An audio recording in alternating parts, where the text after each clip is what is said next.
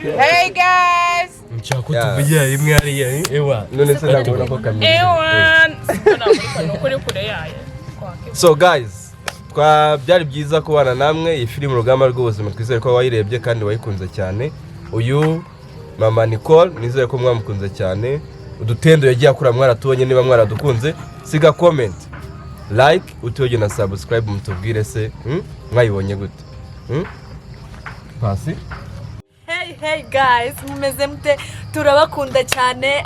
Filime Urugamba rw'ubuzima irarangiye, gusa nyine muratwihanganira episode ya 3 hari ukuntu bitagenze neza mukunda, ariko noneho ewan tubafitiye show mva imwe ya danje naga season ka kabiri nta kibazo nimukadasa tuzakabaha birambuye none neza muyikunde.